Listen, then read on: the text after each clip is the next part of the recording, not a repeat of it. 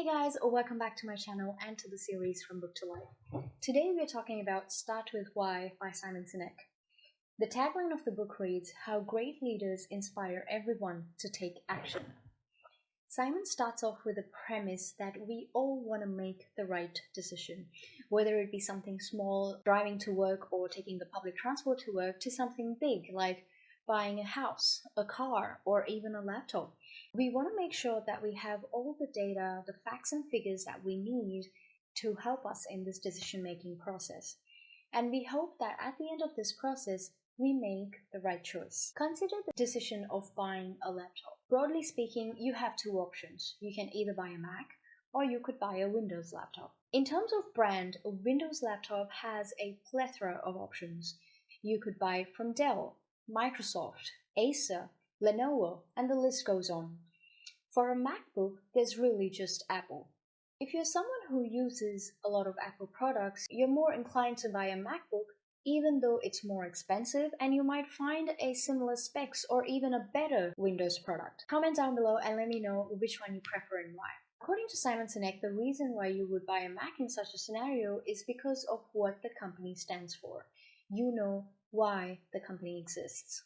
Over the years, Apple has challenged the status quo of many industries. When it released the iPhone, it challenged the status quo of the telecom industry. Nokia, Motorola, all of the mobile companies at that time would build products that would fit the infrastructure of the industry. Apple took the power back from the industries and demanded that infrastructure be created to support their products, to which only AT&T agreed.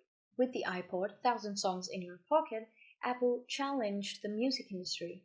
Apple stands for challenging the status quo and thinking differently. This is why Apple exists, and it does it through its products.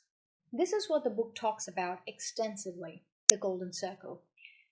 The outermost circle is the what. It's about the products and the services that a company offers. In case of Apple, it could be the iPod, iPad, iPhone, and the MacBook. The second circle is the how. It's about how a company produces its product. It's about the set of values and principles. And the innermost circle is the why. Why dictates why a company exists. So at the end of the day, people don't really buy what you sell, people buy why you sell it. If you were to buy an Apple product and someone asked you why, you probably couldn't put it in words. They say probably things like it's user-friendly, they have great UI, great service, and it's easy to use. Easy to use is a big one. You wouldn't say it's because Apple challenges the status quo and they think differently. This is because of what happens in our brain. Just like the golden circle, when we take the cross-section of our brain, the three concentric circle reflects different parts in our brain. The outermost circle is the neocortex.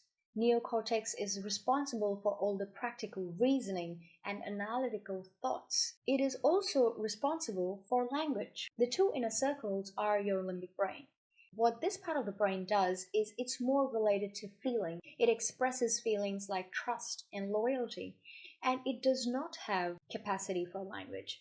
So if you find yourself saying that, oh, I have a gut feeling, it's probably because your limbic brain is in action and you're struggling to put your feelings into words. When the neocortex is in action and you're defining the what of the activity, it's easy to put it in words because that part of the brain has the capacity for language. Companies with a clear sense of why tend to ignore competition. There are tons of examples. One of the classic examples I remember is the QWERTY keypad. QWERTY keypad existed in Android phones long before it was introduced in the iPhone. But in companies with a fuzzy sense of why, where you're not sure why the company exists, they tend to engage in certain manipulations.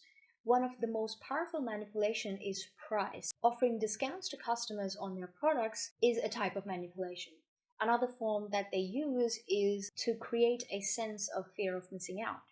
Engaging in such manipulations is not really effective because it creates a habit for the consumers to wait for the discount to drive the sales up and to hit the company's targets. The golden circle, if you think about it, it is how great organizations are structured. The innermost circle, which is the why, is where the CEO sits. So the CEO is the person with a vision, the person with a dream. They're optimists. They have this belief that they want to bring to life. The how is where the senior executives sit. So these are the group of people that believe in this dream, they have bought into this dream, and they are the guys that have a plan and they're going to build infrastructure around it to breathe life into this dream. The outermost circle, which is the what, it is where all the tangible stuff happens. It is where the people are hired to actually implement. Those who know why need those who know how. Most entrepreneurs are how types, which is why they talk about building stuff. And how type entrepreneurs want to sit back outside the limelight and they want to build. For an organization to turn into a billion-dollar company, the rare partnership between the how and the why type need to exist. Another key point about the company's success is mass market acceptance. This is the graph you need to know if you're going out with a new product. The graph essentially is divided into 5 groups of people. The first and the second group of people, the innovators and the early adopters, these are the people who are willing to suffer a certain level of inconvenience or pay a premium to get their hands on to the latest product that they want. So these are the guys who would camp overnight outside the Apple store to get the latest version of iPhone. The third and the fourth group, which is the early majority and the late majority, these guys are more practical, more rational. They would wait for the innovators and the early adopters to buy into the product, maybe listen to a few reviews with the influencers here and there on YouTube or on TikTok or on Instagram, and then go take the leap and buy the product. The last group of people are the laggards. These guys are the ones who do not like change, and they only buy into the product just because the previous version is no longer compatible or they don't make it anymore. For mass market acceptance, you need at least 15 to 18% penetration in the market. Once it reaches that stage, then you can be sure that a lot of people will adopt the product. With the new year, if you decide you want to accomplish something or have set yourselves goals, make sure you know why you really want to do it. If you have a strong enough reason that speaks to you, you'll keep at it till the end of the year. Hope this video was useful, and thanks for watching.